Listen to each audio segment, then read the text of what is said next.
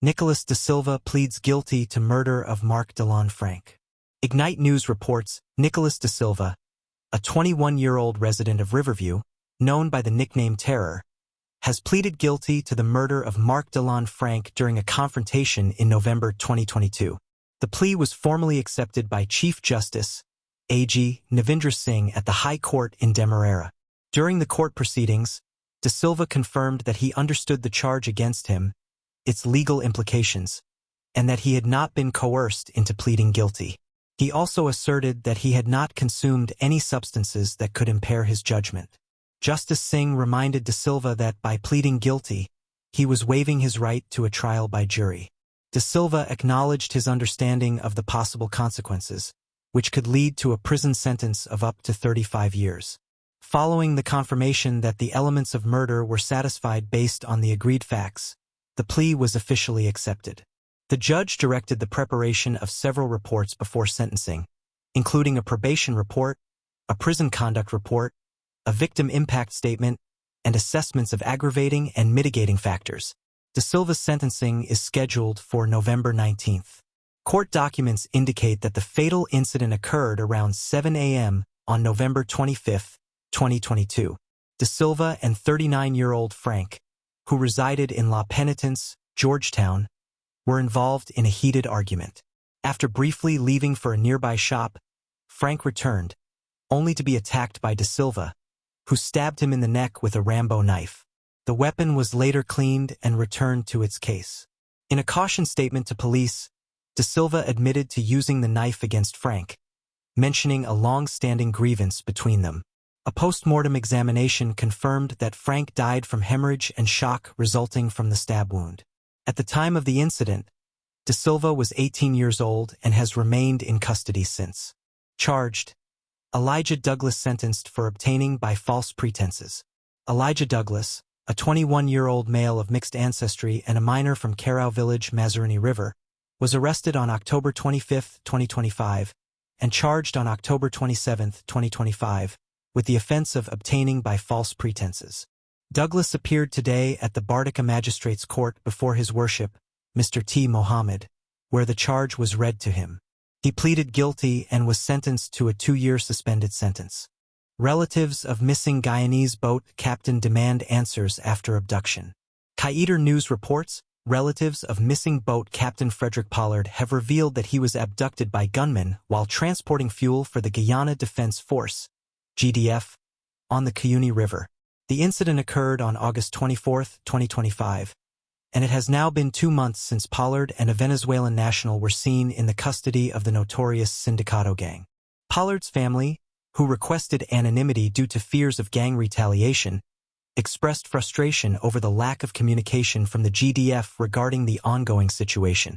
They are seeking answers and assurance from the authorities, as the absence of updates has left them in distress. Speaking to Guyana News, Pollard's relatives shared that he was contracted by Steve Macedo to transport fuel for the GDF.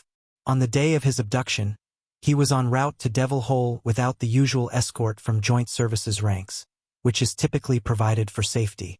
It remains unclear why Pollard traveled without an escort, but reports suggest he had delayed his departure for a meeting with members of the People's Progressive Party/Civic who were campaigning for the recent elections. On the day of his abduction, Pollard left Iterangbang with a Venezuelan passenger, Antonio José Bolivar, also known as Pancho. Unfortunately, neither man reached their destination. Pollard's common-law wife, residing in the Venezuelan village of San Martin, grew concerned when he failed to call upon arrival, but initially dismissed her worries. On August 25th, she received alarming news that Pollard had been taken captive by the Sindicato gang. Passengers from another boat traveling to Iterangbang recounted seeing Pollard in the custody of gunmen. They had been forced to stop at a checkpoint where the gang ordered them to take cover in the bushes while a GDF patrol passed by. It was during this chaotic moment that they spotted Pollard and Bolivar being taken further into Venezuela. Pollard managed to send a message to his wife, pleading for help. For days later, on August 29th, Pollard managed to contact his family. Described as sounding trembly, he informed them he was alive but still in captivity. He revealed that the gang was transporting him on a motorbike to meet their boss in Tumarimo, approximately 3 hours from the Guyanese border. That was the last communication his family received. As the search for Pollard continues, his relatives are urging the GDF to take a more active role in coordinating with Venezuelan authorities to locate him. His wife has been reaching out to officials in Venezuela, but her efforts have so far yielded no results. The family remains hopeful for Pollard's safe return and is calling for increased vigilance and action from authorities to address the ongoing threat posed by the gang. Mother cries for justice for her daughter after tragic gas station explosion. Newsroom reports what was meant to be a simple Sunday treat turned into a nightmare for 6-year-old Soraya Bourne, who lost her life in a devastating explosion at the mobile gas station on Regent and King Streets. Her grieving mother, Samantha Roach, is now desperately seeking answers and justice for her daughter's horrific death. In an emotional visit to Roach's home, surrounded by relatives, she recounted the last moments she shared with her youngest child. She excited fat go buy she chicken every Sunday. She got to get she money to go buy she chicken no matter what you cook. She want she KFC, Roach said, reflecting on their cherished routine. Tragically, this Sunday, Soraya and her cousins never made it back home. The explosion occurred at approximately 7:36 p.m., shattering their plans. Somebody came and told me my niece's car just blew up at the gas station. I rushed over, but by the time I arrived, they had already taken some of them to the hospital, Roach recounted. At the hospital, Roach frantically sought information about her daughter. They kept asking me details about her. Then I asked one of the girls to look, and she said she couldn't see. The other one pulled the blind, and they started to holler out. My daughter lay there dead, she said, her voice breaking. They had me there questioning and questioning. I kept hollering, my daughter's name is Soraya Bourne. I want to see my daughter. When I finally saw her, I blacked out. I didn't know anything after that. Soraya, who was seated behind the driver's seat, died at the scene. Bystanders rushed her to the hospital, with a man carrying her on his shoulder while begging for help. The car, PTT 8275, was driven by Jenica Hooper, who also had 3 other children in the vehicle. Rashad Lord, 8, Sadia McClintock, 11, and Yvonne Jonas. Roach described her family as one big happy family, and the loss feels unreal. Every Sunday they go buy their chicken and come back. She was too young to die like this. I wouldn't mind if she had been sick. This is a cruel death. She didn't deserve to die like that, she said, tears streaming down her face. The explosion left several others injured, and police are currently searching for a suspect believed to be Spanish-speaking. The man allegedly left 2 suspicious bags at the gas station shortly before the explosion. CCTV footage shows him arriving at the fuel station around 6:15 p.m., carrying 2 large black garbage bags and attempting to dump them in a bin. After being stopped by a pump attendant, he walked to the southwestern side of the compound and left the bags on the ground before departing. At approximately 7:36 p.m., an explosion erupted from the same area, causing extensive damage to the gas station and nearby structures. Roach clings to memories of her daughter's joy and innocence, as well as the birthday that will never come. Her birthday is next month. I bought her a tablet, but her godmother bought a fancier one. The tablet arrived, and she never got to hold it, Roach lamented. As she wiped away her tears, Roach's plea was simple. I need some type of justice for my daughter. I can't do anything without it. She was my baby, my last one. I just want justice.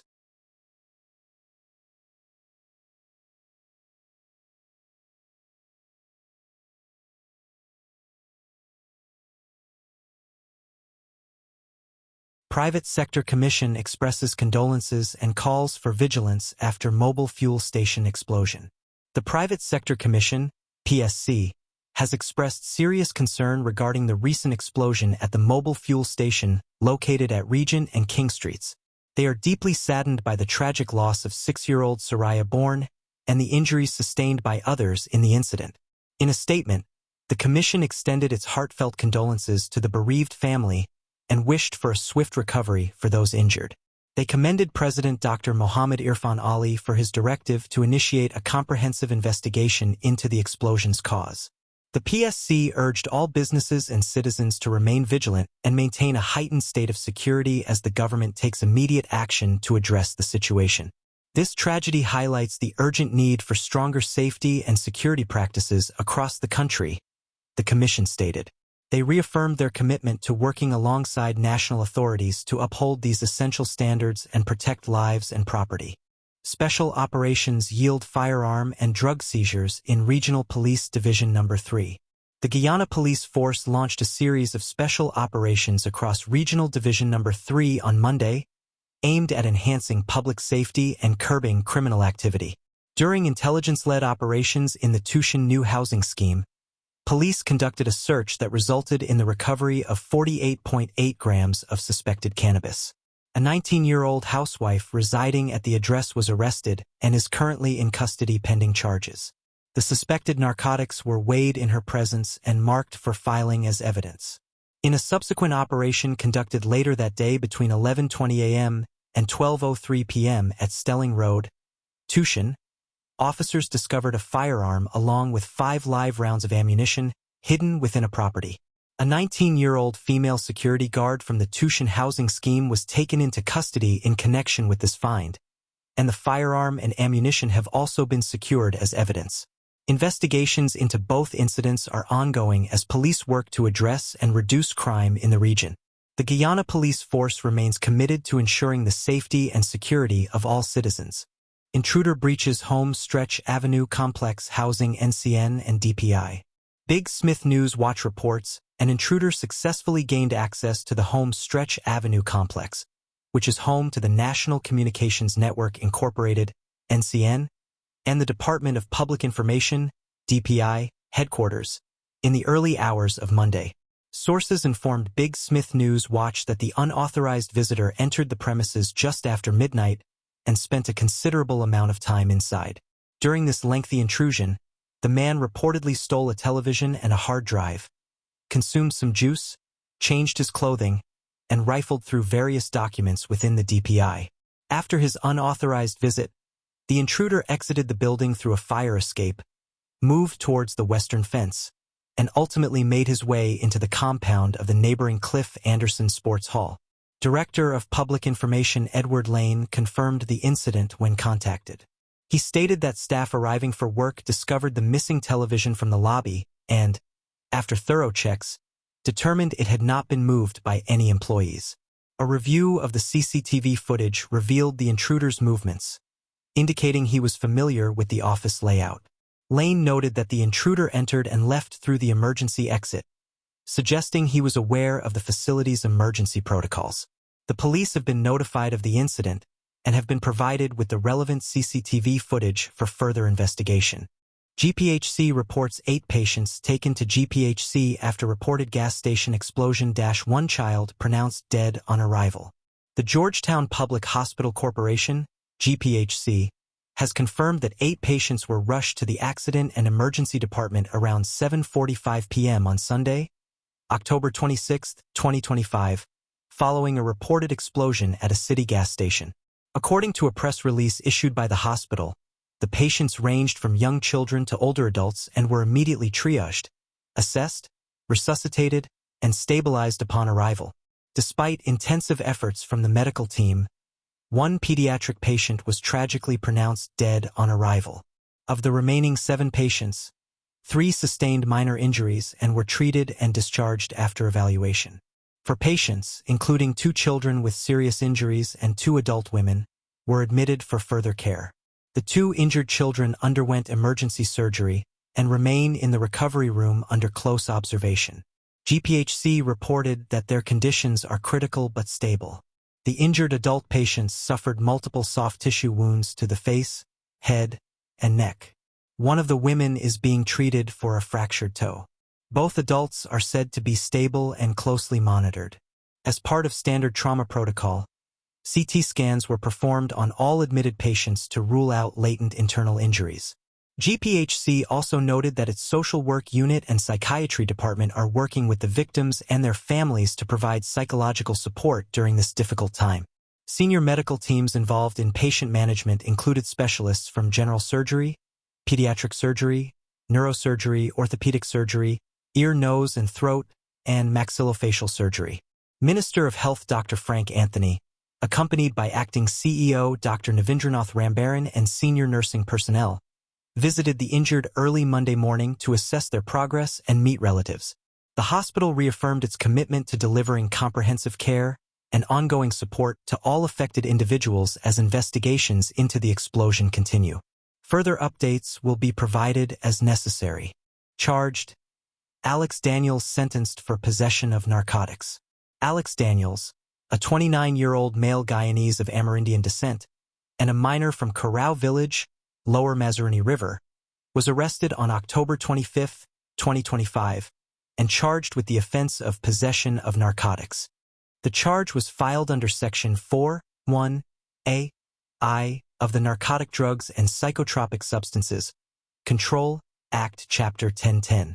Daniels appeared today at the Bardika Magistrates Court before His Worship, Mr. T. Muhammad, where the charge was read to him. The accused pleaded guilty and was subsequently fined $30,000 GYD or sentenced to 2 weeks of imprisonment, along with 24 hours of community service.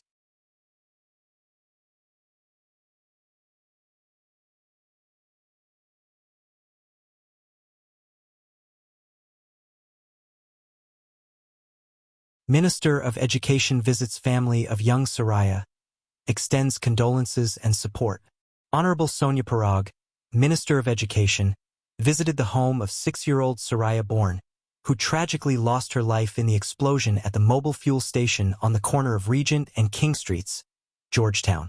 The explosion also resulted in the injuries of Sadiya McIntosh, Rishad Lord, Jennifer Cooper, and Yvonne Jones.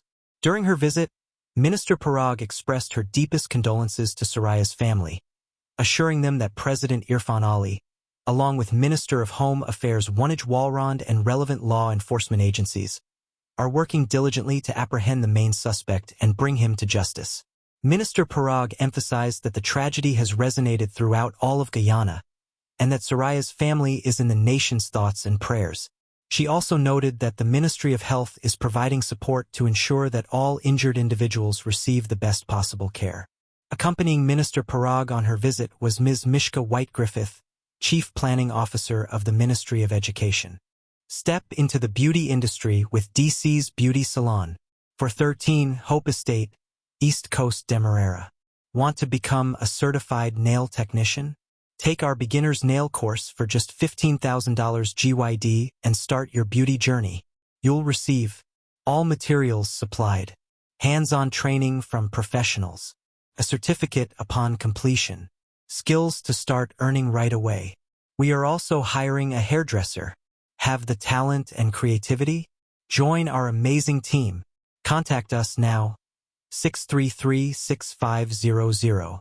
Build your beauty career with DC's Beauty Salon, where opportunities shine. Businessman charged with manslaughter in policeman's death, granted bail. Robert Hussein, the businessman who shot and killed policeman Richard Hayes, has been charged with manslaughter. He has been released on $1 million bail. According to investigators, an argument reportedly erupted between Hussein and Hayes over the sale of a cell phone. During the confrontation, Hussein allegedly drew his licensed firearm and shot Hayes. The weapon used in the incident has been seized by the police. Daily shuttle service now available. El Shaddai Logistics GY. Skip the stress of traveling. Our brand new shuttle service connects Timeri with key areas in Georgetown and the Lower East Coast, ensuring you always get where you need to be, on time and in comfort. What you'll enjoy: spacious 30-seater buses, air-conditioned for a cool ride, clean, comfortable, and reliable transport, professional drivers ensuring safety. Airport bound? We've got you. We provide trips from Georgetown to Timeri throughout the day based on demand, perfect for airport staff, travelers, and anyone on the go. Group airport transport and private bookings coming soon. Secure your spot today. WhatsApp 741-8309. Email admin@elshadaylogisticsg.com. Ride easy. Ride El Shaddai Logistics. The journey matters, make it a comfortable one.